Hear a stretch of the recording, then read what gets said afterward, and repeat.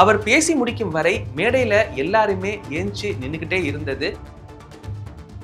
அன்னை ஒரு எம்ஜிஆருக்கு ஒரு மாற்றாக மக்கள் நினைக்கணும் அப்படின்றத எதிர்காலம் வரும் என் கடமை வரும். எம்ஜிஆர்னா யார் தெரியும்ல, அவரு மாஸ்னா என்னன்னு தெரியும்ல, அவரு மாஸ்னா என்னன்னு தெரியும்ல. இப்ப நான் இப்படி சொல்றேன், இதுக்கு அப்புறமா இப்படி பேசப்படும் அப்படின்றது வந்து பாத்தீங்கன்னா அவர் வந்து அது பேசும் பொழுது அதெல்லாம் விட்டாங்க. இப்ப இங்க வந்துட்டாங்க. அது எப்படி இவராலே முடியும், அவராலே முடியல, இவராலே முடியல. கூட்டம்லாம் ஓகே தான், அது எப்படி ஓட்டாம வரும்? உடனே இந்த கேள்விகள்லாம் வரும். அப்ப யாரு கூட்டணி, யாரு வரா, யாரு போறா? நான் அதெல்லாம் கண்டுக்கல, இதெல்லாம் ஒரு பெரிய விஷயமா நான் மதிக்கல அப்படின்னு சொன்னாலும் கூட மோடி அவர்கள் சதி செஞ்சிருக்காரு அப்படின்றத. நரேந்திர மோடிஜி அவர்களே, நீங்க ஆட்சிக்கு வந்தது ஒட்டுமொத்த மக்களுக்கும் நல்லது செய்யவா, இல்ல நம்மளோட இந்த இஸ்லாமிய நண்பர்களுக்கும் இஸ்லாமிய தோழர்களுக்கும் எதிராக சதி செய்யவா? திருநெல்வேலியில் நடந்த அந்த ஆணவ கொலை குறித்து வாயவே திறக்கல. அதிமுக ஓட்டுகளை குறிவைக்கிறது. எம்ஜிஆர் அவர்கள் ஆரம்பிச்ச அந்த கட்சியை கட்டி காக்கிறது யாரு? அப்பாவி தொண்டர்கள். அதை வெளியில சொல்ல முடியாம வேதனையில தவிக்கிறாங்க. ரொம்ப ஒரு ஹைலைட்ஸ், ஹை லெவல் டீஸ் பண்றது. Stalin uncle, Stalin uncle, Stalin uncle. What uncle is very wrong uncle. My dear uncle, கேக்குதா? மக்களோட சத்தம் கேக்குதா? நேர்களுக்கு அன்பு வணக்கங்கள். நான் உங்கள் தண்டோர தமிழன் ஜஸ்டின். இன்றைக்கு அரசியல் களத்தை மிகவும் சூடாக்கி இருக்காரு விஜய் அவர்கள். தமிழக வெற்றி கழகத்தினுடைய இந்த மதுரை மாநாட்டுல விஜய் பேசின அந்த பேச்சு தான் இன்றைக்கு அரசியல் களத்தை ரொம்ப சூடாக்கி இருக்குன்னு சொல்லலாம். அவருடைய பேச்சுல பல விஷயங்கள் சூசகமாக சொல்லப்பட்டிருக்கிறத ஆங்காங்க பார்க்க முடியுது. ஃபர்ஸ்ட் எடுத்தோன்னே பாத்தீங்கன்னா ஒரு லயன் ஸ்டோரி சொல்றாரு. சிங்கம் தான் முதலிடம், நீங்க எல்லாருமே சிங்கம் மாதிரி அப்படின்னு ரசிகர்கள், தொண்டர்கள் இவர்கள் எல்லாரையுமே குறிப்பிட்டு ஒரு விஷயம் வந்து அவர் தெரிவிக்கிறாரு. இந்த மாஸ் ஓப்பனிங் மூலியமாக அவருடைய தொண்டர்களுக்கு என்ன சொல்ல வராரு அப்படின்னா, இப்ப வரைக்கும் எந்த கூட்டணியும் கிடையாது, இதுக்கப்புறம் வரதுக்கு வாய்ப்பு இருக்கு, ஸோ இப்ப வரைக்கும் நாம தனித்து தான் போட்டிடுறோம் அப்படின்றத அவங்களுடைய ரசிகர்கள், தொண்டர்கள் மத்தியில ஒரு அழுத்தமா பதிய வைக்கிறது தான் இந்த லயன் ஸ்டோரின்னு சொல்ல முடியும். ஏற்கனவே சில கட்சிகளோட விஜய் அவர்கள் கூட்டணி வைப்பாங்க அப்படின்னு சில சலசலப்புகள் இருந்தாலும் இப்போதைக்கு எந்த கூட்டணியுமே கிடையாது. விஜயினுடைய தொண்டர்களை நல்லா மோட்டிவேட் பண்ணணும், அவர்கள் வந்து எலெக்ஷன் வருது நல்லா வேலை பார்க்கணும் அப்படின்றதுனால அவர்களை ஒரு மைண்ட் செட்ல கொண்டு வரணுன்றது தான் அந்த லயன் ஓப்பனிங் அப்படின்றத சொல்ல முடியும். நான் மதுரைக்கு வந்த உடனே எனக்கு ஞாபகத்துக்கு வந்தது விஜயகாந்த் அவர்கள் என் அண்ணன் அப்படின்னு உணர்ச்சி பூர்வமா விஜய் அவர்கள் தெரிவிச்சிருக்காரு. இது என்ன உணர்த்துது அப்படின்னா, தேமுதிகவும் தாவேகாவும் ஒரு கூட்டணி வைக்கிறதுக்கு நாங்க விருப்பப்படுறோம் அப்படின்றத ஒரு சூசகமா விஜய் அவர்கள் தெரிவிச்சிருக்காருன்றதா எடுத்துக்க முடியும். எம்ஜிஆர் அவர்களை பல இடங்கள்ல குறிப்பிட்டு பேசியிருந்தாரு விஜய் அவர்கள். ஆனா அண்ணாவை பத்தி பெரிதும் குறிப்பிடல. எம்ஜிஆரை பத்தி விஜய் பேசும் பொழுது ரொம்ப ஒரு மாசா, ரொம்ப உயர்த்தி, அளவுக்கு அதிகமாக உயர்த்தி பேசினாருன்னு தான் சொல்ல முடியும் இந்த மீட்டிங்ல.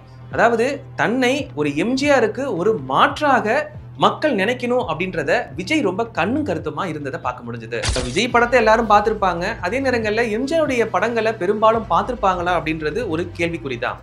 இவர் ரசிகர்கள், தொண்டர்கள் இவர்களை தாண்டி ஒரு நடுநிலை வயது இருக்கிறவங்க, பெண்கள் இவர்களுடைய ஓட்டை எம்ஜிஆர் பேர் சொல்றது மூலியமாக தனக்கு கிடைக்கும் அப்படின்றத விஜய் நல்லாவே தெரிஞ்சு வச்சிருக்காரு. எம்ஜிஆருக்கு அப்புறமாக பெண்களுடைய ஓட்டு அதிகம் வாங்கினது ஜெயலலிதா அம்மையார் தான். அதற்கப்புறம் பெரும்பாலும் இன்று வரைக்கும் யாருமே இல்லை. இன்னைக்கும் பாத்தீங்கன்னா பல கிராமங்கள்ல ஜெயலலிதா அம்மையார் இறந்துட்டாங்கன்னு சொன்னா கூட எல்லாருமே நம்புவாங்க. ஆனா எம்ஜிஆர் இறந்துட்டாருன்னு சொன்னா அவர்கள் நம்பவே மாட்டாங்க. அந்த அளவுக்கு எம்ஜிஆர் மேல அந்த ஒரு பாசம், அன்பு இன்றளவுக்கும் கிராம மக்கள்கிட்ட இருக்கிறத கண்கூடாவே பார்க்க முடியும். ஒரு 35 நிமிஷம் மேடையில பேசினார். இவர் பேசி முடிக்கிற வரைக்கும் அந்த மேடையில் இருந்தவங்க எல்லாருமே ஏஞ்சி நின்றுட்டே தான் இருந்தாங்க. சுயமரியாதை, சமநீதி இது எல்லாமே தன்னுடைய கட்சிக்கு இருக்குன்னு சொல்லக்கூடிய விஜய் அவர்கள் நடத்திய இந்த மாநாட்டுல அவர் பேசி முடிக்கும் வரை மேடையில எல்லாருமே ஏஞ்சி நின்றுகிட்டே இருந்தது பல பேருடைய விமர்சனங்களுக்கு உள்ளாகியிருக்கு. ஒரு சஸ்பென்ஸா ஒரு விஷயத்த நான் ஓபன் பண்ண போறேன்.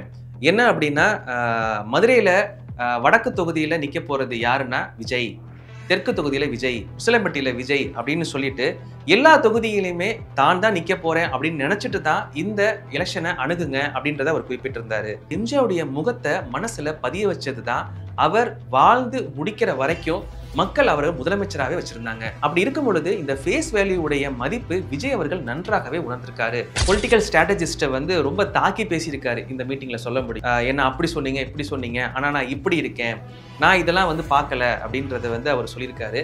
இதன் மூலியமா அவர் வந்து என்ன வெளிப்படுத்துறாரு, அவருக்கே தெரியாம என்ன வெளிப்படுத்துறாருன்னா, தனக்கு இப்படிப்பட்ட விமர்சனம் வருது, இப்படி பேசினா இப்படி வரும் அப்படின்றத அவர் தெள்ள தெளிவா தெரிய வச்சிருக்காரு. அதனாலதான் முன்கூட்டியே இப்ப நான் இப்படி சொல்றேன், இதுக்கு அப்புறமா இப்படி பேசப்படும் அப்படின்றத வந்து பாத்தீங்கன்னா அவர் வந்து அது பேசும் பொழுது நான் அதெல்லாம் கண்டுக்கல, இதெல்லாம் ஒரு பெரிய விஷயமா நான் மதிக்கல அப்படின்னு சொன்னாலும் கூட இதை அவர் ஒரு கருத்துல எடுத்திருக்காரு, அதை உன்னிப்பா கவனிக்கிறாரு அப்படின்றது தான் இந்த பேச்சுல நல்லாவே தெரியுது. விஜய் அவருடைய மிகப்பெரிய ஒரு பிளஸ் பாயிண்டா இருக்கிறதுன்னு பாத்தீங்கன்னா அவருடைய ரசிகர்களாகிய தொண்டர்கள். ஏன்னா ரொம்ப ஒரு பணம் செலவு பண்ணி ஒரு ஐடிவிங்க கிரியேட் பண்றது ஒரு சாதாரண விஷயம் கிடையாது. விஜய் கட்சி ஆரம்பிக்கிறதுக்கு முன்னாடி இருந்தே விஜய்க்காக செயல்படக்கூடிய அந்த ஒரு ரசிகர்கள், அந்த ஒரு ஐடி விங்க அப்படின்றது பெரிய அளவு இருந்ததை மாற்று கருத்தே கிடையாது. இன்றைக்கு மற்ற கட்சிகள்ல இந்த ஒரு ஐடி விங்க செயல்பட்டாலும் கூட விஜய்க்கு இருக்கக்கூடிய அந்த ஐபேக் அவர்களுடைய கம்பேர் பண்ணும் பொழுது விஜயினுடைய ஐடி பேக்கு தான் வேல்யூ ஜாஸ்தின்னே சொல்ல முடியும். விஜயினுடைய முந்தைய பேச்சுக்கும் நேற்றைய பேச்சுக்கும் ஒரு பெரிய டிஃபரெண்ட் இருந்துச்சு. இது மட்டும் இல்லாம பாஜகவையும் திமுகவையும் குறிப்பிட்டு அதிமுகவையும் நேரடியா அவர் அட்டாக் பண்ணாரு. பாஜக வந்து ஒரு இஸ்லாமியர்களுக்கு ஒரு பெரிய சதி செஞ்சிருக்கு, மோடி அவர்கள் சதி செஞ்சிருக்காரு அப்படின்றத வெளிப்படையாக வந்து பேசியிருக்காரு. இது வந்து உண்மையிலேயே வந்து பாத்தீங்கன்னா பாராட்டணும். நான் இந்த ஸ்டாண்ட்ல இருக்கேன் அப்படின்றத விஜய் அவர்கள் தெரிவிச்சது உண்மையிலேயே பாராட்டணும். பாஜக வந்து தனக்கு கொள்கை எதிரி, அவர்களோட அலைன்ஸ் வைக்கிற எந்த கட்சியோடையும் நாங்க கூட்டணி இருக்க மாட்டோன்ற அந்த ஒரு வெளிப்படைத்தன்மை சிறுபான்மை மக்களுடைய அந்த ஒரு நற்பெயரை எடுத்திருக்காரு அப்படின்றதுல மாற்று கருத்து கிடையாது. டிஎம்கேவை அட்டாக் பண்றதுல இந்த தடவை ரொம்ப ஸ்ட்ராங்காவே அட்டாக் பண்ணியிருக்காரு. ஸ்டாலின் அங்கிள் அப்படின்னு குறிப்பிட்டு பேசினது எல்லாம் வந்து ஒரு ரொம்ப ஒரு ஹைலைட்ஸ், ஹை லெவல் டீஸ் பண்றது. ஸ்டாலின் அங்கிள்னு வார்த்தைக்கு வார்த்தை வந்து அவர் டைரக்ட் அட்டாக் பண்ணியிருக்காருன்னு சொல்ல முடியும். அப்பா அப்படின்னு வந்து குறிப்பிட்டதை வந்து இவர் அப்பா கிடையாது அங்கிள் அப்படின்றத வந்து விஜய் இப்படி பேசுவாரா அப்படின்றது பல பேருக்கு ஷாக்கிங்காகவே இருந்திருக்கும். இந்த மீட்டிங்ல ரொம்ப ஒரு ஸ்பெஷலான விஷயம்னா ஏடிஎம்கேவை டைரக்டா அட்டாக் பண்ணதுதான். பாஜகவுக்கு ஒரு அடிமை கூட்டணி அப்படின்றதுல நேரடியா அடிச்சிட்டாரு விஜய்.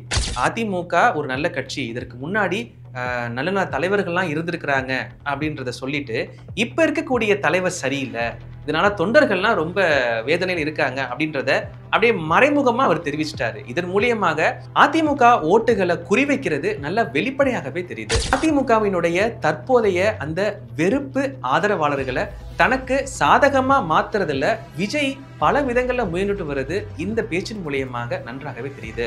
இந்த மாநாட்டுக்கு சில தினங்களுக்கு முன்னாடி இருந்தே சீமான் பெரிதளவும் விஜயை தாக்கி பேசியிருந்தாரு. பெரிதும் எதிர்பார்க்கப்பட்ட இந்த மாநாட்டுல சீமானை பத்தி விஜய் அவர்கள் ஒரு வார்த்தை கூட குறிப்பிட்டு பேசல. மார்க்கெட் போனதுக்கு அப்புறமா இந்த அரசியலுக்கு வரல அப்படின்னு சொல்றது மூலியமாக மறைமுகமாக சீமானை தாக்கி பேசியிருக்காரோ அப்படின்ற கேள்வி எழுது. விடுதலை, இலங்கை மீனவர்கள் இப்படின்னு பல விஷயங்களை பேசுற விஜய் இன்றைக்கு ஒரு மிகப்பெரிய ஒரு பிரச்சனையாக பார்க்கப்பட்ட திருநெல்வேலியில் நடந்த அந்த ஆணவ கொலை குறித்து வாயவே திறக்கல. ஆணவ கொலையில ஒரு நிலையை எடுக்கும் பொழுது குறிப்பிட்ட சாதி மக்களுடைய ஆதரவுகள் தனக்கு இல்லாம போயிருமோ, எல்லா சாதி மக்களுடைய ஆதரவு நம்மளுக்கு இருக்கணும் அப்படின்னு எல்லா அரசியல் கட்சி தலைவரை போலவே இவரும் இருக்கிறாரோ அப்படின்ற சந்தேகம் எழுது. தனக்கு சங்கடங்கள் தரக்கூடிய விஷயங்களை விஜய் அவர்கள் கடந்து போறாரோ அப்படின்றது தான் எனக்கு தோணுது. தமிழகத்தினுடைய மக்கள் தொகை பார்த்தீங்கன்னா ஒரு 7.5 கோடி இருக்கும். இதுல வாக்கு போடுறதுன்னு பார்க்கும் பொழுது ஒரு 4.36 கோடி இருக்காங்க. இதுல விஜய் டார்கெட் பண்றது 2 கோடி ஓட்டு. விஜய்க்கு இது ஒரு எளிதாக இருக்குமா அப்படின்னு பார்க்கும் பொழுது அந்த அளவு சாதாரண கிடையாது. ஏன்னா திராவிட கட்சிகளை தாண்டி ஓட்டுகள் பெருசா பிரிஞ்சிருக்கிறத பார்க்க முடியாது. காரணம் ஏடிஎம்கேவுக்கு சப்போர்ட்டா இருப்பாங்க, இல்லாட்டி டிஎம்கேக்கு சப்போர்ட்டா இருப்பாங்க. ஏன்னா மக்கள் ஒன்னு டிஎம்கே இல்லாட்டி ஏடிஎம்கே அப்படின்றதுல மாற்று கருத்துமே வச்சிருக்கிறது கிடையாது. இங்க தமிழ்நாட்டுல நீங்க ஆன்டி பிஜேபி மைண்ட் செட்டை எடுத்தாதான் ஜெயிக்க முடியுன்றது எல்லாருக்குமே நல்லாவே தெரிஞ்சிருக்கும். அப்படி இருந்தும் சில பிஜேபி சப்போர்ட் வந்து பாத்தீங்கன்னா பண்றாங்கன்னா சில அரசியல் ஆதாயம், சில சூழ்நிலைகள் இப்படின்றது தான் எடுத்துக்க முடியும். தனக்கு 2 கோடி உறுப்பினர்கள் இருக்கணும். அது மட்டும் இல்லாம தன்னை வந்து ஒரு எம்ஜிஆருக்கு நிகரா சொல்றது, சமூக நீதி பத்தி பேசுறது, திராவிடம் பத்தி பேசுறது, பெண்களை பத்தி பேசுறது, இது எல்லாமே பார்க்கும் பொழுது ஒரு பர்ஃபெக்ட் ஸ்ட்ராட்டஜியா தான் விஜய் வந்து தன்னை வந்து மக்கள்கிட்ட பிரதிநிதிப்படுத்துறாரு.